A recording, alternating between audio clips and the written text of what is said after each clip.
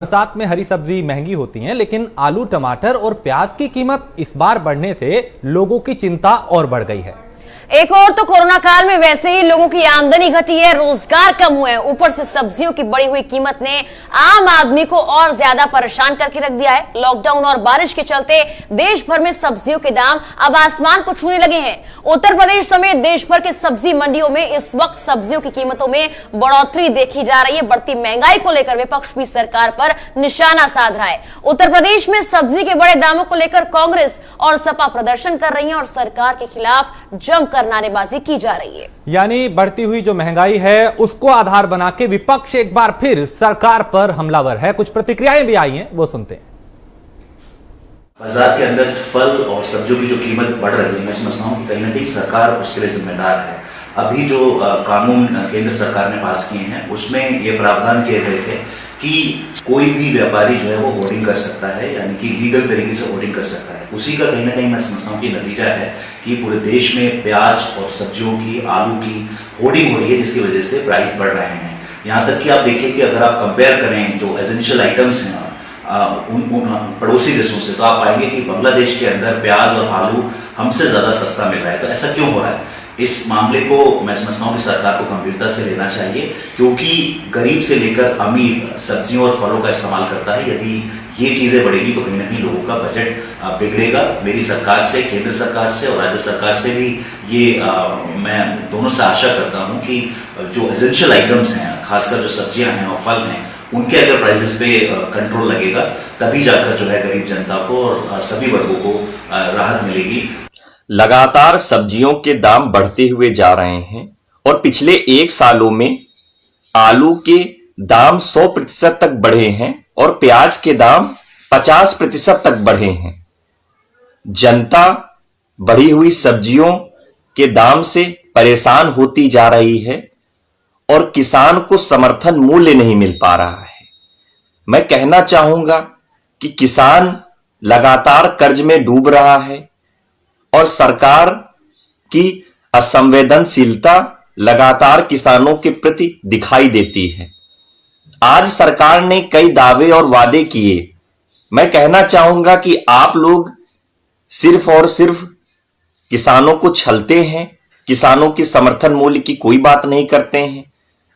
पिछले 6 सालों में मोदी जी ने भी किसानों के प्रति असंवेदनशीलता दिखाई और पिछले 4 सालों से उत्तर प्रदेश की सरकार ने भी किसानों के प्रति असंवेदनशीलता दिखाई।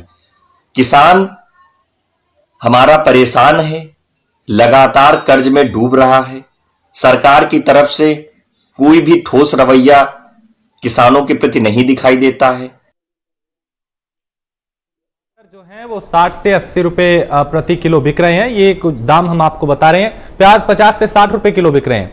यानी विपक्ष लगातार सरकार को घेर रहा है और जो बाजार में सब्जियों के दाम हैं वो इस वक्त आसमान छू रहे हैं। आलू की कीमत 40 से 50 रुपए किलो इस वक्त है।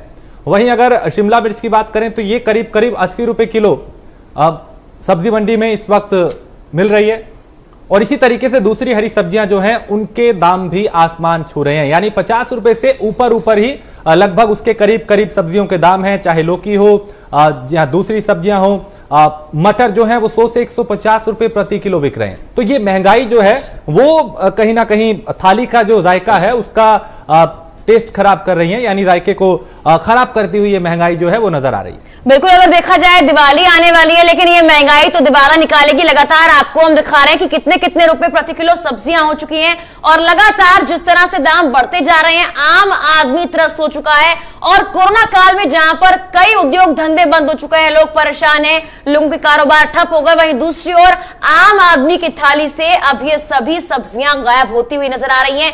डिमांड बहुत थी पहले और ये कहा जा रहा था कि सिर्फ प्याज और आलू के दाम बढ़ते हुए नजर आ रहे हैं, इसलिए जो है आम जनता खरीद नहीं पा रही है, इसलिए अब डिमांड भी कम हो गई है।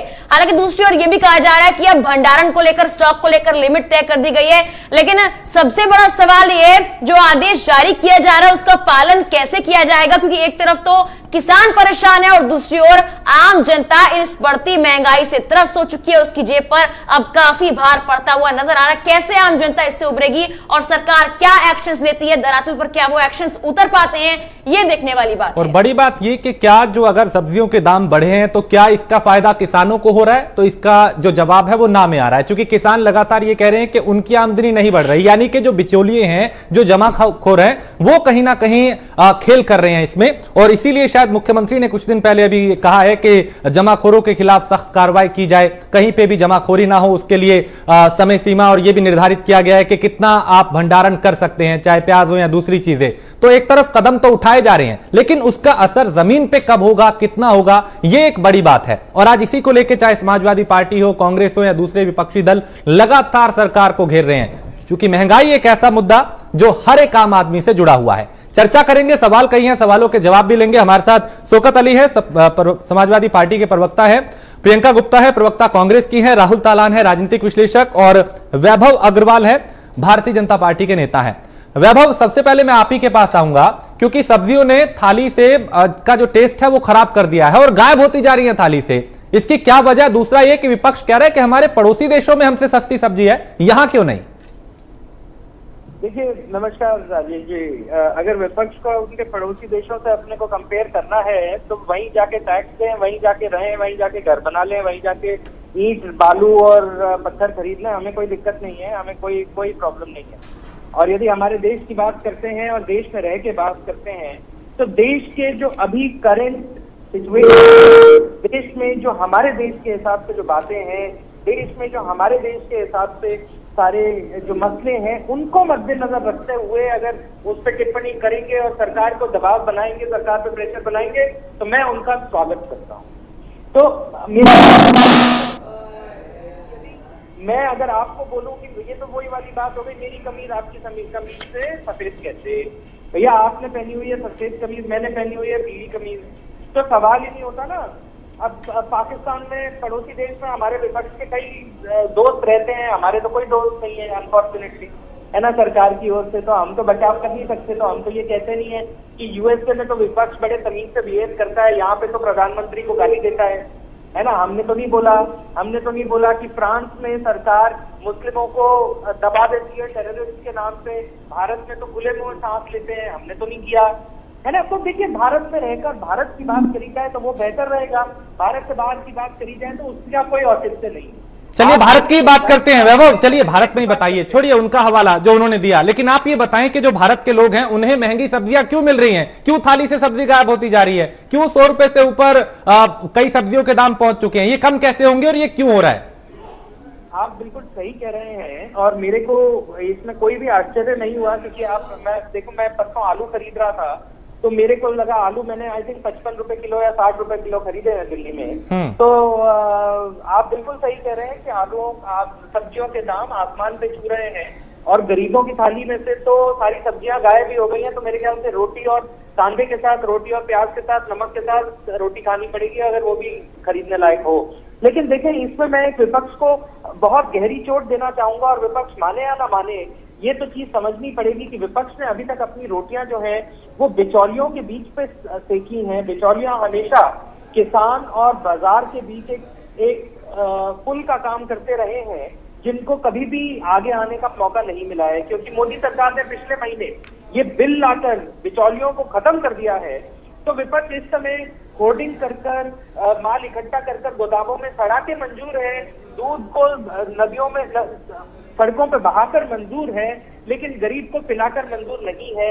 और ठीक है वैभव जी, कहीं ना कहीं आप विपक्ष पर एक तरह से निशाना भी साध रहे हैं और आरोप भी लगा रहे हैं कि वो आप पर आरोप प्रत्यारोप कर रहे हैं।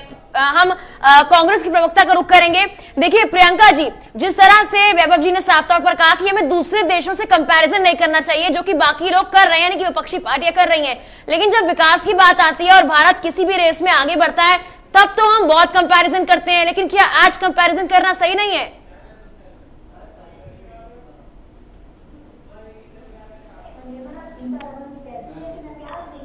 इसलिए मुझे उसके बढ़े हुए रेट से कोई मतलब नहीं है। ये वो पार्टी है जो जब जनता पूछती है कि महंगाई क्यों है तो ये कहते हैं कि पड़ोसी देश में देखते जाते।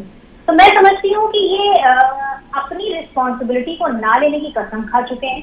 जिस तरह से जनता आज दोहरी मार झेल रही है, उसका व्यापार नहीं चल रहा है, और दूसरे जो खाने पीने की चीजें हैं, ना कि सिर्फ सब्जियों की बात करिए, आप तेल की बात कर लीजिए, गैस की बात कर लीजिए, सब चीजें महंगी हो चुकी हैं। रसोई पूरी तरह से उसका बजट बिगड़ा हुआ है। जो महिलाएं, जो गृहिणियां, जो आम आदमी है, वो किस तरह से अपनी रसोई चला रहा है, ये एक बहुत ही सोचने वाली बात है। पर सरकार को इससे कोई सरोकार नहीं है। सरकार के पास ना कोई नीति है, ना कोई नियत है जिससे कि वो महंगाई को कम कर सके। ये बात बिचौलियों की करते हैं, तो उसके बाद आप ये देखिए कि इन्होंने ही कह दिया कि आप कितना भी भंडारण करिए, उससे भंडारण से कोई लिमिट नहीं है। तो ये बिचौलियों के सपोर्टर पहले से ही है। आज देखिए देश की स्थिति क्या कर दी है, जितनी भी सरकारी संस्थाएं सब बेच डाली हैं इन लोगों ने, और उसके बाद ये कहते हैं कि हम जो है जनता के लिए कुछ करना चाहते हैं। अरे आप ये देखिए कि सरसों का जो तेल 80 रुपए में था, आज 120 रुपए में बिक रहा है। मूंगफली का तेल 99 रुपए का था, जो 135 रुपए में बिक रहा है। और आप देखिए सब्जियों के दाम बिल्कुल बढ़ चुका है, और प्याज 50% रेट उसका बढ़ चुका है। ये मैं जो कंपेयर कर रही हूँ, ये मैं पिछले साल से इस साल के रेट कंपेयर कर रही हूँ, और ये हमेशा होता है। तो इसके लिए क्या नीति और क्या नियत थी इनकी, ये बताइए। त्योहारों का मौसम चल रहा है, वैसे ही जनता वाकई में जो है उसकी जेब आधी हो चुकी है, उसकी कमाई नहीं है, उसका व्यापार नहीं चल रहा, और उस पर ये बढ़ी हुई सब्जियां, बढ़ा हुआ रसोई का बजट और दोहरी मार कर रहा है। यानी आम आदमी पे इसका सीधा असर है। जाहिर सी बात है उसकी कि जेब पे और किचन पे असर होता दिखाई दे रहा है। शौकत, आपसे जानना चाहूंगा, सरकार ये कह रही है कि हमने बिचौलियों को खत्म किया है नया कानून बनाकर, और आने वाले वक्त में इसका जो सीधा फायदा है वो होगा, ना तो दाम बढ़ेंगे और जो किसान है उनकी आमदनी बढ़ेगी। आपकी टिप्पणी इस पे? देखिए, सबसे पहली चीज मैं कहना चाहूंगा, आज भारतीय जनता पार्टी के साथी इस बात को दोहरा रहे हैं कि वो खुद भी स्वयं अगर सब्जी लेने गए तो उन्हें सब्जी बहुत महंगी मिली, और उसके बावजूद भी एक राग अलाप रहे कि विपक्ष ऐसा कर रहा था, विपक्ष वैसा कर रहा था। भाई साहब, मैं ये जानना चाहता हूँ, ये बताइए, जब आपको सब्जी महंगी लग रही है, जब आप सरकार में बैठे हैं, तब आपको सब्जी का महंगाई का एहसास हो रहा है। वो जो किनारे बैठा हुआ आदमी, जो अंतिम पंक्ति में बैठा हुआ आदमी, उसको कैसा महसूस कर रहा होगा? आप तो सरकार की मलाई भी चाट रहे हैं, आपको एहसास भी हो रहा, उसके बाद भी आप विपक्ष को कोसने में कोई कसर नहीं छोड़ रहे हैं। आपकी रिस्पॉन्सिबिलिटी है, आपकी जिम्मेदारी है, यदि भंडारण हो रहा है या जमाखोरी हो रही या जो भी लोग उसकी जमाखोरी करें, आप कार्रवाई करिए, लेकिन आपको इससे कोई मतलब नहीं, इससे कोई सरोकार नहीं। और रही बात किसानों की, अब जब बार बार बात करते हैं तो मैं आपसे पूछना चाहता हूं, जब एपीएमसी एक्ट ही आप खत्म कर देंगे तो एमएसपी कैसे तय करेंगे, वो बताइए मुझे जरा। आप कहते हैं किसानों की आय दोगुनी हो जाए, भैया कितनी दुगनी हो गई? 6 साल केंद्र की सरकार थी, 6 वर्ष केंद्र होने वाला है लगभग। अब आप बताइए मुझे, प्रदेश में भी आपकी सरकार है, कितनी भैया आय दुगनी हो गई? आप विपक्ष को कोसते रहिए, कोई दिक्कत नहीं है, लेकिन ये भी तो बताइए कि जो स्थिति है आज प्रदेश की, वो क्या बहुत अच्छी आपको दी? ठीक है शौकत जी, आपके तमाम सवालों के जवाब वैभव जी देंगे, लेकिन उससे पहले राहुल जी आपका रुक करना चाहूंगी। राहुल जी, यहाँ पर जो सबसे बड़ा फायदा लोगों को दिखता है कि भाई सब्जियां महंगी हो रही, तो उनका ये मानना है कि किसान के घर पैसा जा रहा है, लेकिन किसान बेचारा और परेशान है। कम दाम पर उसकी उपज की खरीद की जा रही है, महंगे उसको बीज मिल रहे हैं, और आम जनता की जेब पर तो भार पड़ ही रहा है। देखिए, सरकार ने 3 कानून बनाए, 3 जो कानून बनाए उनमें एक ये भी सुविधा है कि किसान भंडारण कर सकता है। देखिए, अगर जो किसान भंडारण कर रहा है इस वक्त, अगर जो किसान के पास पहली बात तो है नहीं, अगर जो है अगली साल ऐसे यही सिचुएशन होगी, क्योंकि देखिए महंगाई जो है सीजनल है, हर साल रही है, ऐसा नहीं है कोई एक साल आप बता दें कि इस सीजन में महंगाई नहीं रही है, हर एक सरकार के शासन काल में रही है, लेकिन इससे निजात ना आम जनता को मिली है, किसान को कोई फायदा नहीं हुआ है। अब पहली बात तो किसान के पास भंडारण करने के लिए अभी कुछ है नहीं, लेकिन अगली साल से अगर जो किसान को जब ये पता चलेगा कि भाई हम प्याज और आलू का भंडारण कर सकते हैं, और फिर सरकार जब एक अध्यादेश लेके आई है कि वो भंडारण की सुविधा देते हैं, फिर प्रदेश सरकारें कैसे ये किसानों को बोल सकती हैं कि आप भंडारण नहीं कर सकते हैं? जब सरकार एक अध्यादेश ले आई, देखिए आपस में कॉन्ट्राडिक्टरी, अगर जो आलू के किसान के पास भंडारण करने की सुविधा है और उसने किया हुआ है और वो अगर उसका फायदा ले रहा है इस वक्त, तो फिर प्रदेश सरकार किसी को कैसे बोल सकती है कि आप भंडारण नहीं कर सकते हैं? अगर जो भंडारण करेंगे तो हम आप पे कार्रवाई करेंगे। पहले तो ये आपस में एक दूसरे के विरोधाभासी हैं दोनों चीजें। दूसरी बात कि जब महंगाई की समस्या रही है इस देश में, सीजनल महंगाई की समस्या रही है, तो हमने निपटने के लिए क्या कदम उठाए?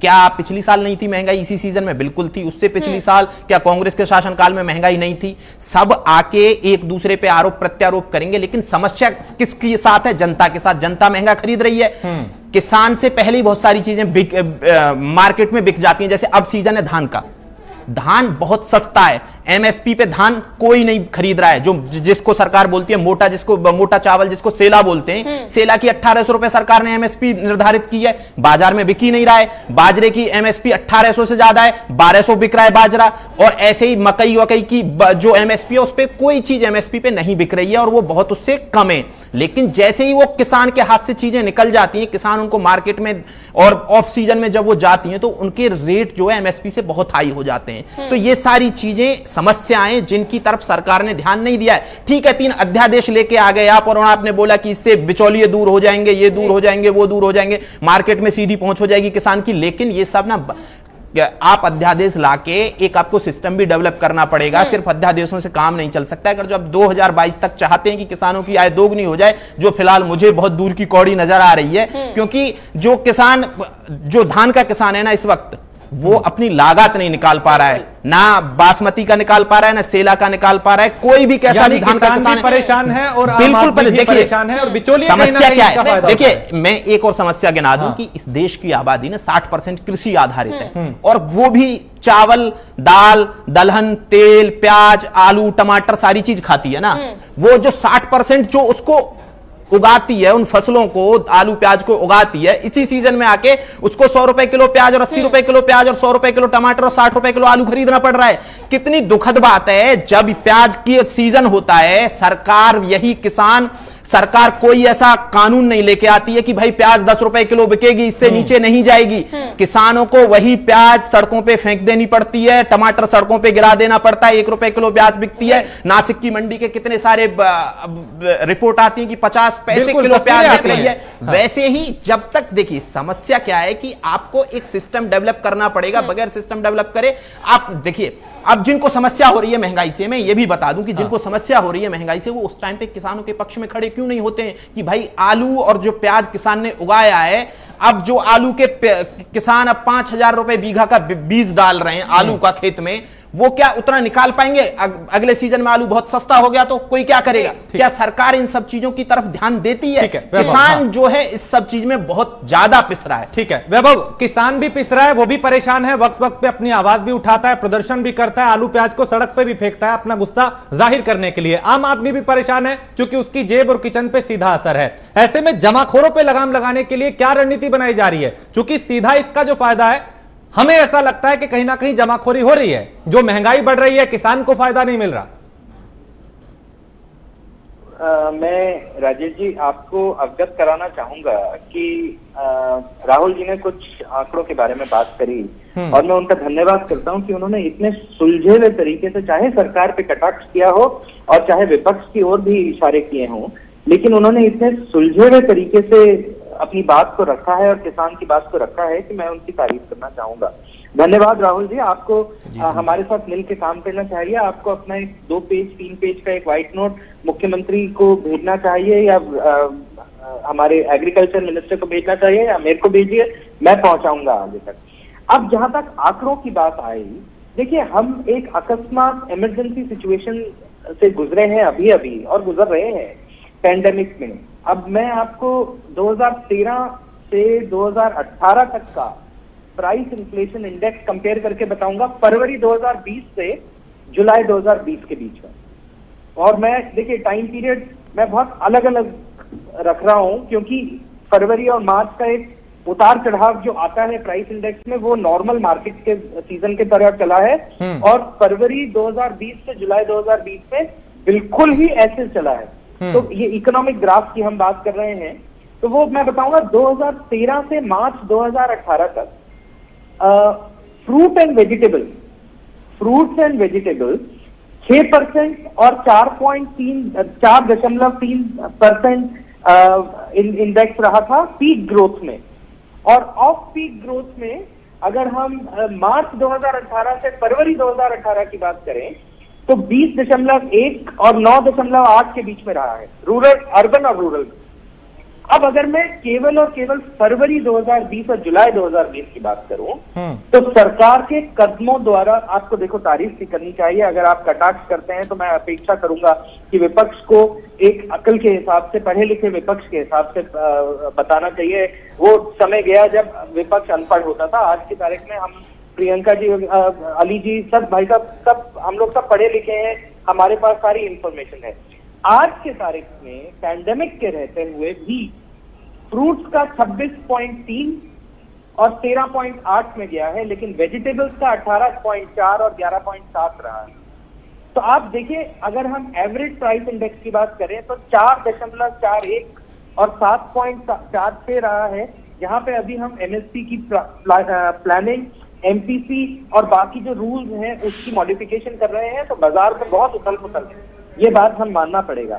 और पैंडेमिक में भी रहा है, बाजार में बहुत उथल पुथल है। अब जहां तक सरकार क्या कर रही है, सरकार ने मुनाफाखोरी के नाते ऑलरेडी पिछले महीने ही नोटिस निकाल दिया था, स्ट्रिक्ट पनिशमेंट दे दी है, और सरकार ने कितनी ही रेड करी है, न सिर्फ उत्तर प्रदेश में बट देश के अन्य हिस्सों में भी, और बहुत कुछ पकड़ा भी है। अभी झारखंड में हमने देखा कि केंद्र के सहयोग के साथ प्याज की चोरी हुई। प्याज की चोरी हम लोग तब हंस भी रहे थे उसके ऊपर, लेकिन हम शहरों में रहते हैं और हमें ये इस चीज का कीमत नहीं है कि गांवों में प्याज कितनी महंगी है। सोने जैसे और हीरो जैसी बात है वहां पे प्याज और आलू की, लेकिन तो इस वजह से दिक्कत है। तो एक चीज मेरे को याद आती है, मैं रोकूंगा आपको, गला तो नहीं दबा सकती, एकदम से तो नहीं दबा सकती, लेकिन सरकार सचेत है और सरकार पूरे उपयोगों में सबका भला करने की कोशिश कर रही है। और उसमें हो सकता है थोड़ा समय लग रहा है, हो सकता है मुनाफाखोरी हो रही है, मैं उससे कतई भागूंगा नहीं, क्योंकि ये तो सच है। ये लेकिन वैभव, आपको पिछले साल का याद होगा, मुझे कुछ राज्य सरकारों का याद आता है जिसमें दिल्ली सरकार भी है, हरियाणा सरकार भी है, और कुछ राज्य ऐसे थे जिन्होंने प्याज की कीमत को खुद निर्धारित किया, खुद अपने केंद्र खोले, स्टॉक खोले, जहां पे उन दिनों 100 रुपए प्याज था, उन्होंने आधे रेट पे बेचा। तो क्या ऐसा उत्तर प्रदेश में संभव नहीं है? मैं बताता हूं आपको, बिल्कुल ठीक कह रहे हैं राजेश जी। देखिए दिक्कत क्या है, अब आपने दिल्ली सरकार का उदाहरण ले लिया, बड़ा ही अच्छा उदाहरण है। देखिए जो व्यापार संघ है, चाहे सब्जी, प्याज, जो भी सब्जियां, फ्रूट्स एंड वेजिटेबल्स जो बिकते हैं, ये व्यापार है। व्यापार में किसान भी है, बिचौलिया भी है और खरीदने वाला भी है। वो कहीं तो अपनी दुकानदारी करेंगे। अब क्या किया, उनको यदि कहीं और से कमाई नहीं मिलेगी तो वो कहीं और कमाई करेंगे। तो दुकानदारी है, व्यापार है, राइट। लेकिन उसकी राहत तो आम आदमी को थी ना वैभव, उसकी राहत तो आम आदमी को थी, भले ही वो व्यापार था या साठगांठ थी, वो राहत जो थी वो सीधा आम आदमी को थी कि जा आपको आधे रेट पे मिलेगा। मैं आपको उदाहरण दे रहा हूँ, यदि दिल्ली में अगर आज की तारीख में price inflation index fruits and vegetables का ऊपर गया है, तो वो क्यों गया है? दिल्ली सरकार ने, अभी हम लोगों ने लॉकडाउन खुला, लॉकडाउन का दूसरा चरण खुलने का, अनलॉक का दूसरा चरण चल रहा है। दिल्ली सरकार ने पहले ही मैन्युफैक्चरिंग पे सारी बैन लगा दी, जो व्यवसाय होते हैं जिससे रोजगार उत्पन्न होते हैं। अब आदमी कहीं पे आके चलो ठीक है, पैसे तो कमाएगा, भूखा तो मरेगा नहीं, तो वो क्या कर रहा है, वो सब्जी का व्यापार कर रहा है, तो कहीं तो मुनाफाखोरी हो रही है। अब दिल्ली सरकार क्या करेगी, जनता की आंखों में धूल झोंकने के लिए फिर से 50% की वो लगा देगी, प्राइस कंट्रोल कर लेगी। अरे यार, सरकार चलाने का ये तरीका थोड़ी होता है, आपको बैलेंस करके चलना पड़ता है। तो दिल्ली का उदाहरण, महाराष्ट्र का उदाहरण, जिस भी प्रदेश में सरकार ने इस तरह करके मेजर किया है, वो शॉर्ट टर्म मेजर है, यानी कल की सोचते हुए किया है। आगे परसों तरसों अगले हफ्ते। ठीक है वैभव, प्रियंका जी का मैं रुख करना चाहूंगी। आपने ये जो बात कही है उसी बात को लेकर मैं प्रियंका जी के पास जाऊंगी। प्रियंका जी, यहाँ पर ये बोला जा रहा है कि वो सिर्फ शॉर्ट टर्म सॉल्यूशन एक तरह से, लॉन्ग टर्म में नहीं चलने वाला है। लेकिन आप ये बताइए कि आपकी तरफ से कांग्रेस शासित प्रदेशों में किस तरह से कोई व्यवस्था की गई है? हल्ला बोल के साथ साथ की विपक्ष आरोप तो लगा रहा है, लेकिन क्या वहां पर कोई ये शॉर्ट टर्म सॉल्यूशन जो वैभव जी कह रहे हैं, क्या ये निकाला गया है? देखिए, मैं सिर्फ इतना कहना चाहती हूँ कि सोल्यूशन कोई भी हो, राहत जनता को मिलनी चाहिए, पर वास्तव में देखा जाए तो जनता के लिए यहाँ कोई कुछ सोच नहीं रहा है। आप देखिए कि जिस तरह से जनता, त्योहारों का सीजन है, कम से कम जनता को कुछ तो राहत देनी चाहिए। आपको वोट दिया जनता ने, आपको बहुमत दिया, आपको सत्ता में बिठाया, और आपने जनता को क्या दिया? लॉन्ग टर्म सोल्यूशन दे रहे हैं आप? क्या लॉन्ग टर्म? प्रियंका जी, वही मैं आपसे पूछ रही हूँ कि उनकी तरफ से तो ये शॉर्ट टर्म सॉल्यूशन है, लेकिन क्या ये शॉर्ट टर्म सॉल्यूशन भी निकाला गया है कांग्रेस शासित प्रदेशों में? देर से ये कर रहे हैं और जनता को सिर्फ इतना समझ में आ रहा है कि जनता सिर्फ ठगी जा रही है, चाहे वो पेट्रोल के दाम हो, चाहे वो डीजल के दाम हो, चाहे वो जो है आप बिजली के बढ़े हुए रेट के दाम हो। हर तरह से जनता को लूटने का काम किया जा रहा है, और इसके साथ में कुछ नहीं, जनता को राहत देने के नाम पे। आप देखिए, जब ये वैसे तो मार्केट का एक रूल होता है कि जब डिमांड नहीं होती है तो रेट कम होते हैं, पर यहाँ क्या है, पैंडेमिक भी है, डिमांड भी कम हुई है पर रेट भी बढ़े हैं। ये एक बड़ा जो है उल्टा चक्र घूमा है, जो डिमांड एंड सप्लाई की जो चेन होती है उसको एक नए तरह से परिभाषित कर रहा है। इसमें देखिए सरकार पूरी तरह से फेल है। सरकार ने ना पहले कभी सोचा इसके लिए और ना। चलिए मान लिया प्रियंका जी आप जो कह रही हैं वो सही है, लेकिन मैं कुछ और पूछ रही हूँ कि इस शॉर्ट टर्म सोल्यूशन पर तंज के साथ साथ आप ये बताइए, क्या ऐसी तस्वीर राजस्थान से सामने आई या किसी कांग्रेस शासित प्रदेश से सामने आई जहां पर आम जनता को जो थोड़े ही वक्त की राहत कही जा रही है वो भी अगर देने की कोशिश की गई हो? यानी उदाहरण देके घेर सके आप उनको, सरकार को घेर सके अपना उदाहरण देके कोई। देखिए मैं यही कहना चाहूंगी कि सरकार कोई भी हो पर जनता की समस्याओं को तो सॉल्व करना चाहिए। एमएसपी का रेट इन्होंने एमएसपी का रेट डिसाइड कर दिया। इन्होंने कहा कि एमएसपी जो है वो सारी लोगों को मिलेगी पर किसी को मिल नहीं रही है। अब पंजाब सरकार का मैं उदाहरण देना चाहूंगी, उन्होंने एमएसपी कहा कि एमएसपी से नीचे की कोई भी अगर धान की खरीद करता है, किसी भी फसल की खरीद करता है तो उसको हम भेज देंगे। तो ये सरकार यहाँ क्यों नहीं कर पा रही? अरे किसानों का तो हित कर दे। किसानों का कर्ज दूसरे स्टेट में माफ होता है जहाँ कांग्रेस की सरकार होती है, पर ये नहीं माफ कर पाते। इन्होंने कहा कि 14,000 करोड़ रुपया गन्ने के किसान का भुगतान बकाया है, पर इन्होंने क्या कहा 14 दिन में भुगतान करेंगे। बड़े बड़े वादे और हकीकत ये है कि ये कहाँ मुंह छुपाएंगे ये समझ नहीं आ रहा। नहीं प्रियंका जी आप अभी भी नहीं समझी हैं। मैं ये पूछ रही हूँ कि जिस तरह से पिछले साल हुआ था कई जगहों पर ये शॉर्ट टर्म सोल्यूशन जो वैभव जी कह रही है दिए गए थे, ये क्या इस बार आपकी सरकार की तरफ से कहीं पर दिए गए हैं? आपने जनता की राहत के बारे में सोचा है कहीं पर? आप किस जगह की बात कर रही हैं? प्रियंका जी जहां जहां कांग्रेस की सरकार है वहां पर कहीं पर प्याज के दाम सस्ते कर अपने केंद्र बनाए गए हैं, वहां पर बेचे गए हैं, ये मैं पूछना चाह रही हूँ आपसे। बिल्कुल किए गए, हर जगह किए गए हैं। आप रेट उठाकर देख लीजिए, आपको समझ में आ जाएगा। और मैं सिर्फ इतना कहना चाहती हूँ कि मैं जो बात कर रही हूँ वो है खाने पीने की चीजों की बात कर रही हूँ, और उत्तर प्रदेश से लेकर जहाँ जहाँ बीजेपी की सरकार है वहाँ मैं पूछना चाहती हूँ कि सरकार क्या कर रही है। सरकार सोल्यूशन ठीक है, आप जहाँ जहाँ बीजेपी की सरकार है वहां पे आप सवाल उठा रही हैं, लेकिन जहाँ कांग्रेस की है वहां पे कुछ नहीं कह रही। शौकत आप कुछ कहना चाह रहे थे, आप टिप्पणी कर रहे थे। ठीक है प्रियंका, मैं दोबारा आऊंगा। शौकत अली आप टिप्पणी कर रहे थे। जी देखिए राजीव जी, सबसे पहली चीज है भारतीय जनता पार्टी के साथ ही बार बार एक चीज आपने सब क्वेश्चन किया उनसे कि दिल्ली सरकार को लेकर क्वेश्चन किया, उन्होंने बहुत अच्छा ज्ञान दे दिया। उसमें दिल्ली सरकार को भी ज्ञान दे दिया और महाराष्ट्र सरकार को भी ज्ञान दे दिया। वैभव जी मैं एक चीज समझना चाह रहा हूँ, क्योंकि आपकी उत्तर प्रदेश में सरकार है और भारत में भी सरकार है। जब आप दिल्ली सरकार को ज्ञान देते हैं तो सवाल आप पे लाजमी हो जाता है। आप महाराष्ट्र सरकार को ज्ञान देते हैं, आपसे मैं पूछना जरूर चाहूंगा, ठीक है आप बहुत बुद्धिजीवी हैं, पढ़े लिखे वर्ग हैं, जितना ज्ञान आप दिल्ली और महाराष्ट्र सरकारों को देने की बात कर रहे हैं, अगर आप थोड़ी सी मेहनत उत्तर प्रदेश में कर लेंगे तो मुझे लगता है कि महंगाई पे रोकथाम लग जाएगी। उसकी वजह मैं बता देता हूँ। देखिए डीजल और पेट्रोल की बात आती है कि डीजल और पेट्रोल जीएसटी में नहीं है। मैं कहता हूँ आप उनको जीएसटी में, जीएसटी काउंसिल आपके अंतर्गत है, आप जीएसटी काउंसिल जीएसटी के अंतर्गत लाइए। डीजल और पेट्रोल राज्य सरकार अपने स्तर पे बेचती है और केंद्र सरकार अपने स्तर पे बेचती है।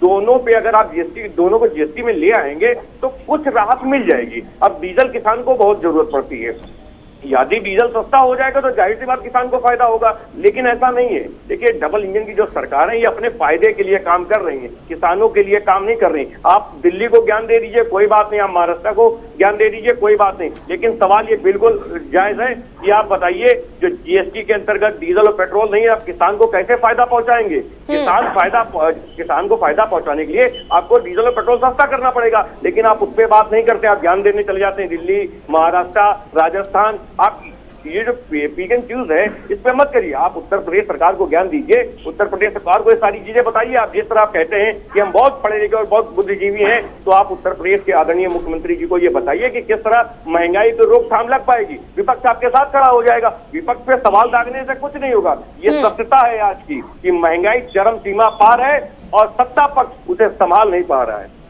ठीक है शौकत जी, राहुल जी का मैं रुक करना चाहूंगी। राहुल जी, जिस तरह से ये जो बातें सामने आ रही है कि महंगाई बढ़ रही है, वही दूसरी ओर ये भी बात सामने आई 23 अक्टूबर को केंद्र सरकार ने नोटिस जारी किया और उसके बाद एक एक करके राज्य सरकार अधिसूचना जारी कर रही है कि स्टॉक कितना होना चाहिए, भंडारण कितना कर सकते हैं थोक व्यापारी और खुदरा व्यापारी।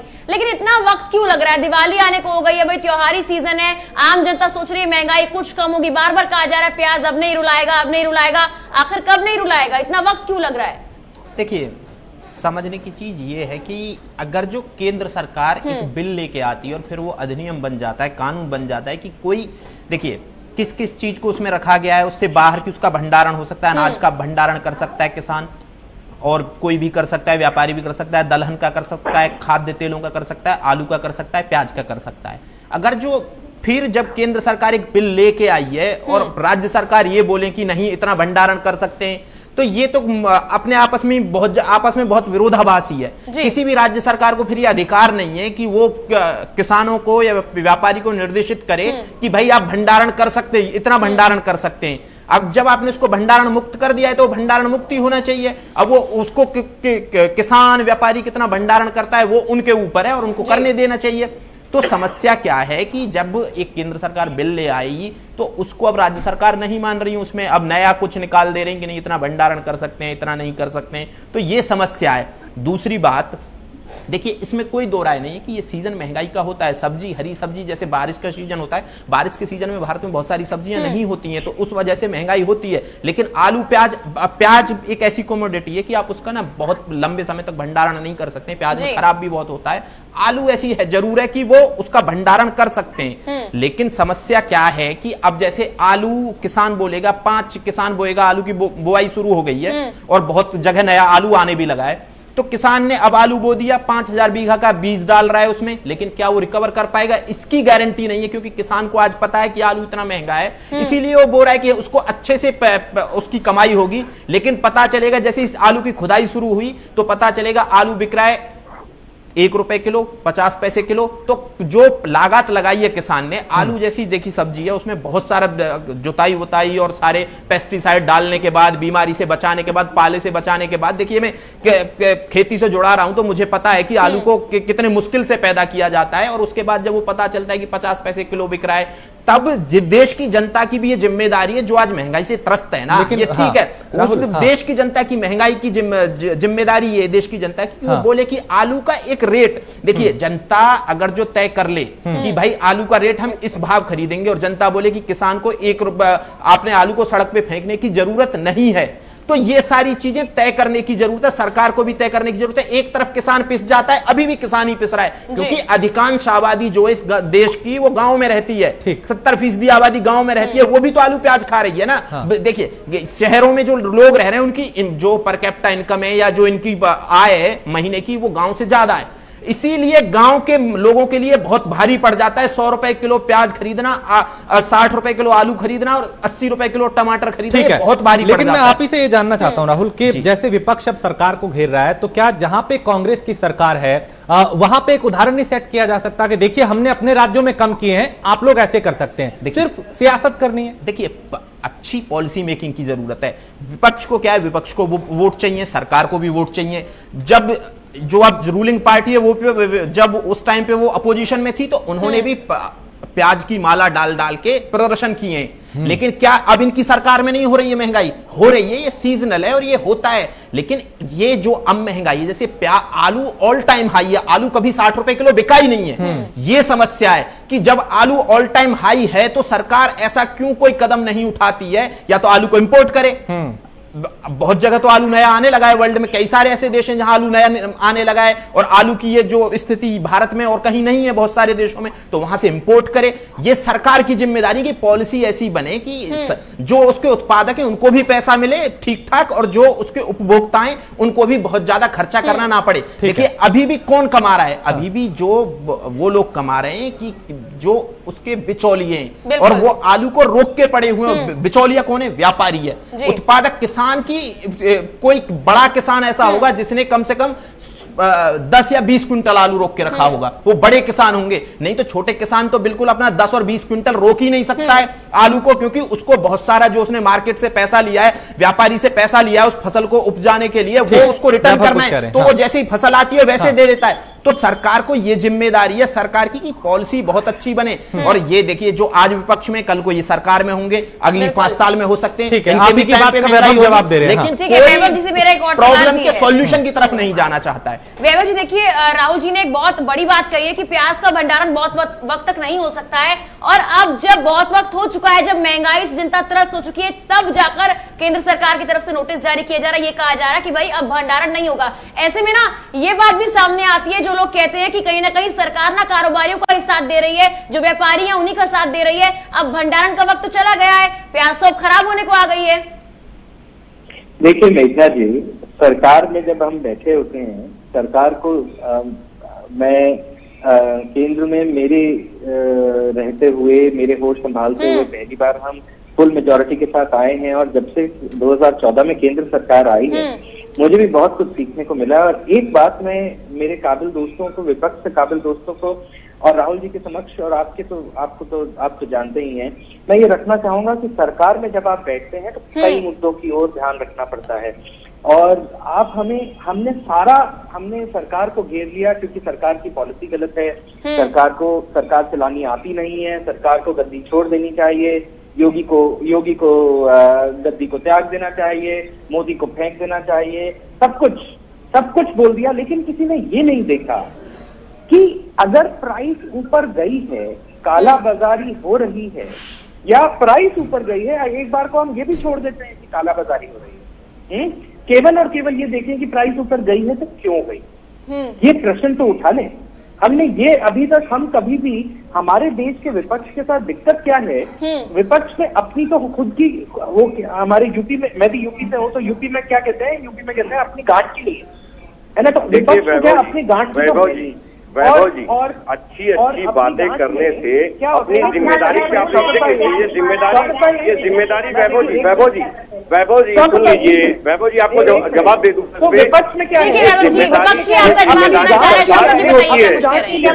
सरकार की होगी, और जब आप कोई गलत काम कर रहे हैं विपक्ष सवाल उठाएगा,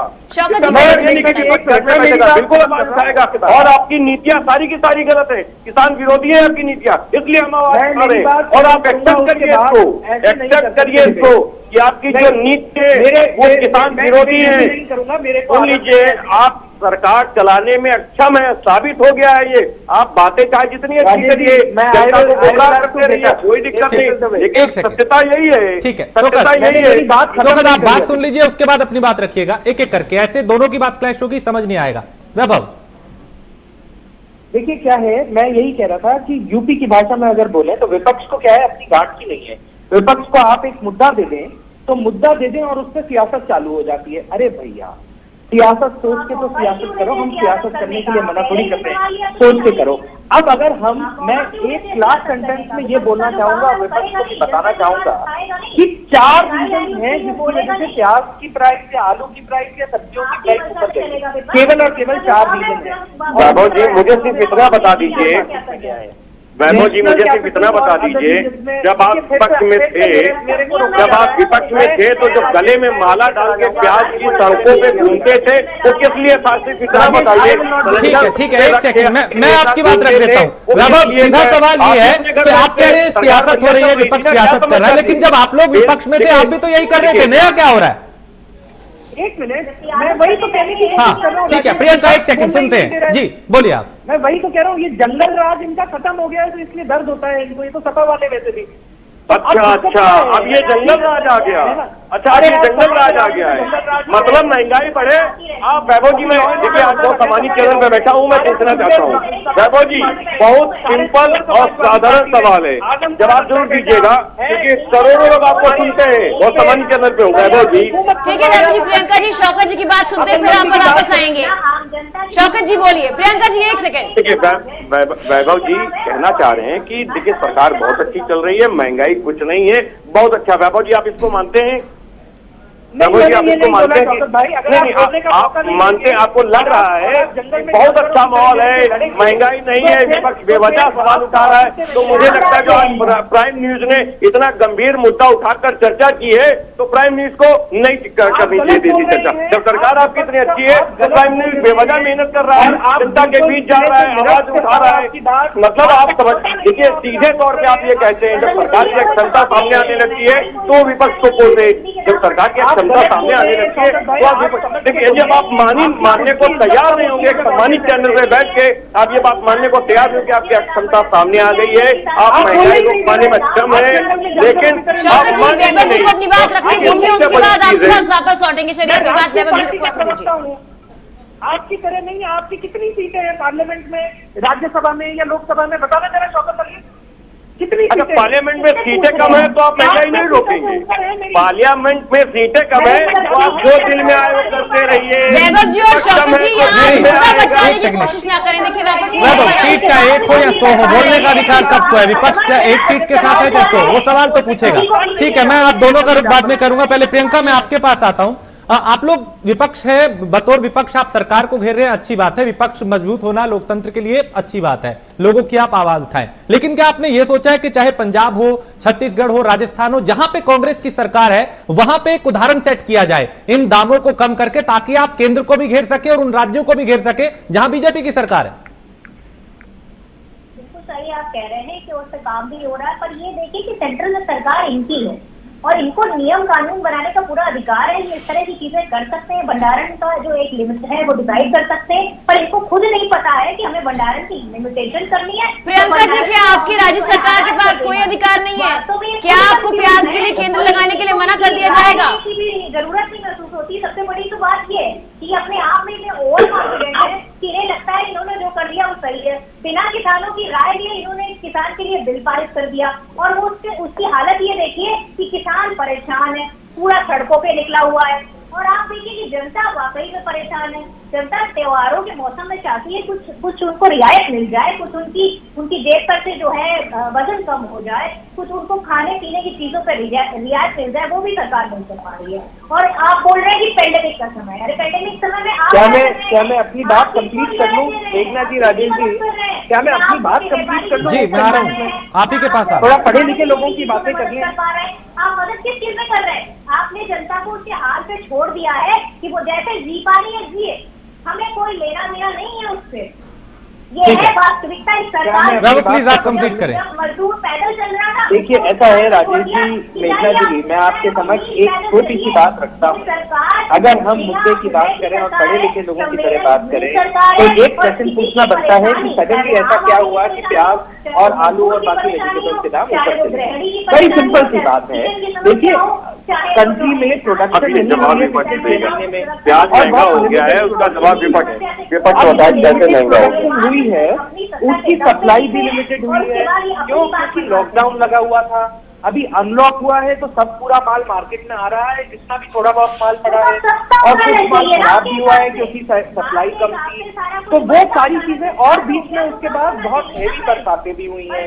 तो देखिए, ये 3 जो रीजन थे, यदि हम 2020 के साल की महंगाई का जो इंडेक्स है वो पिछले किसी भी साल के एक्सपीरियंस से और सरकार की किसी भी पॉलिसी से कंपेयर करके देखेंगे तो मेरे ख्याल से वो गलत रहेगा।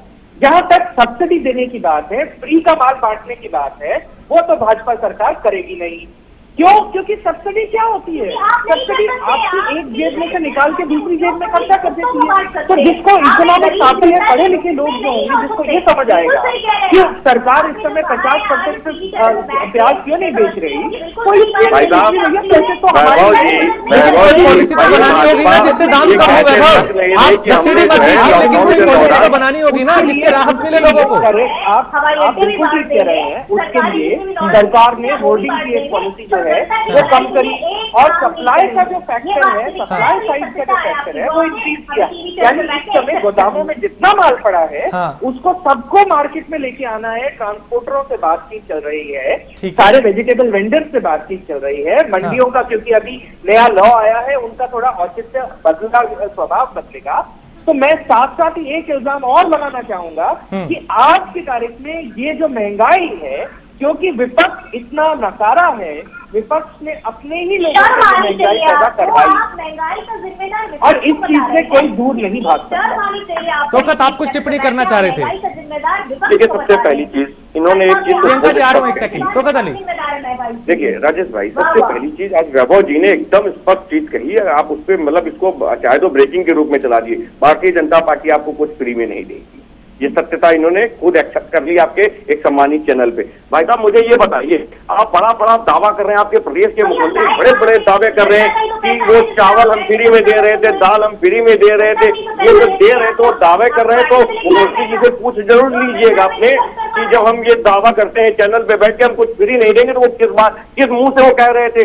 दूसरी चीज मैं दोहराना चाहूंगा, ये चीज आप खुद ही एक्सेप्ट कर रहे हैं कि आप कितना क्षमता, अब विपक्ष पे सवाल पूछे महंगाई बढ़ गई, आप बताइए कैसे बढ़ गई? अरे विपक्ष बताएगा ये कैसे बढ़ गई? आपकी रिस्पॉन्सिबिलिटी है, आप जिम्मेदार हैं इसके। महंगाई बढ़ी और जो भी चीजें हो रही उसके आप सरासर जिम्मेदार हैं, हम जिम्मेदार नहीं है। हम कैसे जिम्मेदार हो सकते? अगर हम जिम्मेदार हैं तो आप बताइए ना, उस समय जब स्मृति ईरानी जी ऐसे करके प्याज का माला पहन लेती थी, वो क्यों पहनती थी भैया? उनको तो घर बैठना चाहिए था, क्यों सिलेंडर सर पे रख के घूमती थी अमेठी में? क्यों घूमती थी भैया?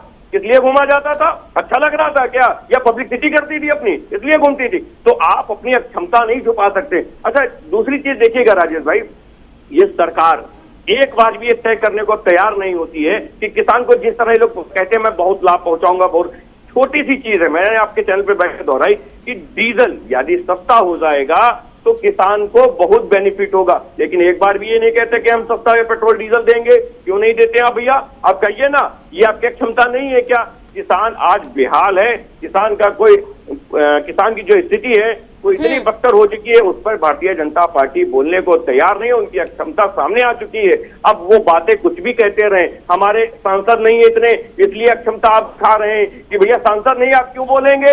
अरे एक सांसद होगा तभी हम बोलेंगे, दो सांसद होंगे तभी हम बोलेंगे। कभी आप भी सदन में दो ही बोलते नहीं है ना, आपका स्वागत है। ठीक है शौकत जी, बेगम जी, राहुल जी को मैं रुकना चाहूंगी। राहुल जी देखिए, जिस तरह से जब आदेश आया उसके बाद से कुछ जो फैक्ट्स बताते हैं वो ये है कि जो सबसे बड़ी मंडी है देश की, वहां पर अब कुछ हद तक जो प्याज के दाम है उस पर कंट्रोल किया जा रहा है, जिसकी बाबू जी एक फैक्ट बता रहे थे कि उत्पादन कम हुआ है और इस वजह से कहीं ना कहीं प्याज जो है वो कम है मार्केट में, ये उनका कहना था। लेकिन अब जिस तरह से दाम धीरे धीरे कम होते जा रहे हैं, क्या उसके बावजूद भी राजनीति ठीक है? ये कहा जा रहा है कि महंगाई धीरे धीरे कम होगी, जैसा कि आपने भी कहा कि सीजन होता है महंगाई का एक, अब धीरे धीरे कहीं ना कहीं दाम में कुछ गिरावट देखने के लिए मिली है। देखिए, सरकारों का काम चीजों को मैनेज करना है। जब सरकार को पता है कि पिछली साल प्याज का उत्पादन कम हुआ है, देखिए ये डेटा हर जगह अवेलेबल होता है, कितना आलू का उत्पादन हुआ है, कितना प्याज का हुआ है, क्योंकि ये एक सीजन में होती है और उसके बाद सरकार को पता होता है कितना उनके पास स्टॉक है और कितना उत्पादन हुआ, कितना हेक्टेयर की बुआई हुई है आलू और प्याज की। तो सरकार को यह भी पता होता है कि हमारा देश कितना कंज्यूम करता है, कितनी इन चीजों का खाता है और ग्रहण करता है। तो उस हिसाब से बैलेंस बनाना सरकार का काम है। अब जब सरकार अचानक से प्याज 100 रुपए के आसपास पहुंच जाता है तो सरकार फिर इंपोर्ट करती है, नेफेड इंपोर्ट करता है और पता चलता है उस नेफेड ने जो इंपोर्ट किया उसमें से करीब 30 से 40% प्याज सड़ गया है। तो ये जो समस्याएं, इन सब चीज से उबरने की जरूरत है। देखिए, और जो किसानों की बात है, जहां तक सब किसानों की बात कर रहे हैं, देखिए मैं एक चीज बता दूं, किसानों का रिप्रेजेंटेशन संसद में बहुत कम है इस वक्त, और जब तक किसानों की समस्याओं को जो जानने वाले लोग हैं वो संसद में नहीं होंगे, आप अगर जो ये सोचते हैं कि किसानों की समस्याएं दूर हो जाएंगी, जिन्होंने कभी खेती जो गन्ना और ज्वार में, राहुल जी 30 सितंबर 2.5 करोड़ की वैभव जी सुनिए, जब आप सुनिए, मैं जानता हूं कि संसद में ऐसे बहुत सारे लोग हैं जो गन्ना और ज्वार में फर्क करना नहीं जानते कि गन्ना क्या होता है, ज्वार क्या होता है, और वो लोग अगर जो किसानों के लिए नीतियां बनाएंगे और जो नीति बनाएंगे किसानों के लिए, उसमें किसानों का रिप्रेजेंटेशन नहीं होगा। अगर जो किसानों के लिए अब भूमि अधिग्रहण बिल लेके आएंगे और किसान कम्युनिटी से एक बंदा नहीं होगा जो खेती करता है और जो खेती का महत्व समझता है, उसको बिल को लेके आ जाएंगे, तो निश्चित तौर पर आप, ये बहुत दुखद स्थिति है कि अगर जब किसानों के बिल, किसानों से जो संबंधित बिल संसद में बनाए जा रहे हैं और उसमें से पता चलता है हमें किसानों का रिप्रेजेंटेशन 0 है, क्योंकि कोई है ही नहीं जो किसानों की समस्याओं को रियल में जानता हो संसद में, कि किसानों को क्या क्या समस्याएं फेस करनी पड़ती हैं, कैसे खेती होती है, सीजन में क्या, रबी में क्या फसल होती है, खरीफ में क्या होती है। आधे से ज्यादा सांसद नहीं जानते रबी और खरीफ में क्या होता है। तो जब तक ये समस्याएं आप इनको सॉल्व नहीं करेंगे, जो सबसे ज्यादा, देखिए इस देश की 60% आबादी कृषि आधारित है। कृषि से जब आपका सारी इंडस्ट्री कोविड के दौरान, जब आपकी सारी इंडस्ट्री ठप हो गई थी, जब आपकी जीडीपी माइनस में थी, तब एकमात्र कृषि आधारित जीडीपी थी जो प्लस में थी, 3% से ज्यादा ग्रोथ कर रही थी। उसने उसको जान दिया भारत की जीडीपी को। तो हमें यह समझने की जरूरत है राजेश जी, जब तक हम इन समस्याओं पे फोकस नहीं करेंगे, आप एक तरफ किसानों की बात करते रहेंगे, उनके लफाजी करते रहेंगे, लेकिन जब तक रियल में उनकी समस्याओं को नहीं समझेंगे, उनके रिप्रेजेंटेशन नहीं बढ़ाएंगे संसद में। 60% आबादी का रिप्रेजेंटेशन कितना है संसद में, आप देख लीजिए, बिल्कुल नहीं है। वैभव जी, आप ये बताएं, क्या पॉलिसी है ऐसी सरकार के पास जिससे किसानों को भी फायदा हो और ये जो दाम बढ़ रहे हैं ये भी कम हो, ताकि विपक्ष का भी जो हल्ला बोल है वो शांत हो, लोगों को भी थोड़ी शांति मिले कि हाँ अब ठीक नेतृत्व हो रहा है? देखिए, ऐसा है राजेश जी, सरकार के सामने 3 बड़े मुद्दे हैं जो अभी मैंने आपसे बात करी, जो कि तीनों ही एक नेचुरल फिनोमिना है, जिसमें बारिश आ गई, पैंडेमिक आ गया और कम प्रोडक्शन आ गई और इकोनॉमिक मुश्किलें हैं जो बाकी हैं, जिसके अंदर अभी आयात करना भी बड़ा डिफिकल्ट है। हम सब्जियां आयात करने चलेंगे और पता चला कि उसके साथ कोरोना आयात हो गया तो और दिक्कत है। तो देखिए, सरकार जब आप चलाते हैं और देश की सरकार जब आप चलाते हैं प्रदेश के साथ साथ, तो आपको 10 बार सोचना पड़ता है अपने 10 एक्शन लेने से पहले, और हर एक एक्शन को एक रियलाइजेशन फॉर्मेट में लेना पड़ता है। सरकार बैलेंस बनाने की कोशिश कर रही है। शायद शॉर्ट टर्म में हमें दिख रहा है कि 50-60 रुपए का आलू और प्याज है, जो कि मैंने खुद से एक्सेप्ट किया है, मैंने कहीं भी अपने उसको जुटलाने की कोशिश नहीं करी है। लेकिन सरकार ने इस चीज का संज्ञान लेते हुए ना सिर्फ कालाबाजारी पे नकेल कसी है, लेकिन एक कर नोटिफिकेशन के जरिए या लॉ के जरिए या एक पार्लियामेंट में अमेंडमेंट करके एक कानून के जरिए सरकार इस पूरे मुद्दे को कुछ नहीं होगा सोल्यूशन बनाने की कोशिश कर रही है। तो आप ये कह रहे हैं कि आने वाले दिनों में इसका फायदा होगा, राहत मिलेगी? वो बिल्कुल होगा, बिल्कुल होगा। आने वाले दिनों में सिर्फ राहत ही नहीं मिलेगी, आप देखेंगे कि जैसे जैसे अनलॉक 3 और अनलॉक 4 आएगा, वैसे वैसे आने वाले दिनों में हमारी जो जिंदगी है वो, यदि हम अपना खुद का ख्याल भी रखें थोड़ा और अपने समाज की और खुद कंट्रीब्यूट करने की कोशिश करें तो, और इसमें विपक्ष को भी मैं इन्वॉल्व करना चाहूंगा। विपक्ष से मेरी दरखास्त रहेगी कि अपने अपने जो फॉलोवर्स हैं, अपने जो अनुयायी हैं, उन सबको आप ये बताएं कि भैया, ठीक है वैभव, लेकिन एक मैं आखिरी बात आपसे जरूर कहना चाहूंगी, लेकिन जो आप अभी एग्जांपल दे रहे हैं ना कि अनलॉक आएगा, ये वाला आएगा, लेकिन ये तो हर साल की दिक्कत है, इसमें सॉल्यूशन अब तक नजर नहीं आया। हर साल प्याज के दामों में बढ़ोतरी होती है, महंगाई हर साल होती है। हम बच्चों वाली बात नहीं करेंगे, आप रिस्पॉन्सिबल जर्नलिस्ट हैं। हर साल पैंडेमिक आता है क्या? वही आपसे बोल रही हूँ, हर साल तो कीमत बढ़ती है, हर साल तो पैंडेमिक नहीं आता, फिर आप इस बार एग्जांपल क्यों दे रहे हैं पैंडेमिक का? कैसे हर साल सॉल्यूशन किए जाते हैं ना, तो इस बार क्यों सॉल्यूशन बोल रहे हैं कि पैंडेमिक आया है, इस वजह से नहीं हो पा रहा है? देखिए मेघना जी, आप गलत बोल रहे हैं। आप मेरी सरकार के नहीं सर, पैंडेमिक से पहले भी स्थिति ऐसी थी, पैंडेमिक से पहले भी स्थिति ऐसी थी। मैं मैडम, आप 2014 से 2020 तक, 2020 जनवरी तक प्राइस इन्फ्लेशन इंडेक्स में, 2014 से जनवरी 2020 तक प्राइस इन्फ्लेशन इंडेक्स में केवल और केवल, ठीक है, अब यानी आप ये कह रहे हैं कि बैलेंस बनाया जा रहा है और जल्द आने वाले दिनों में राहत मिलेगी। हम भी ये उम्मीद करते हैं कि जल्द से जल्द राहत मिले लोगों को थोड़ी, चूंकि उनकी थाली में से सब्जियां जो है वो पूरी तरह से गायब हो चुकी हैं। शौकत अली आपका बहुत शुक्रिया, प्रियंका गुप्ता आपका भी, राहुल तालन आपका भी बहुत शुक्रिया, और वैभव अग्रवाल आपका भी बहुत शुक्रिया चर्चा में शामिल होने के लिए। सवाल कई है, बड़ा सवाल ये कि आखिर बढ़ती महंगाई कम कब होगी? एक ब्रेक के लिए रुकेंगे, ब्रेक के उस पार कुछ और खबरें। नमस्कार।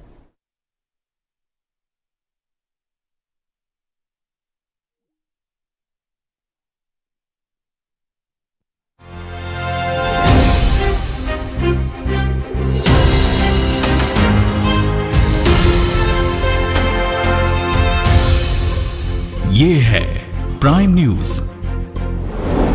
क्योंकि सच जरूरी है।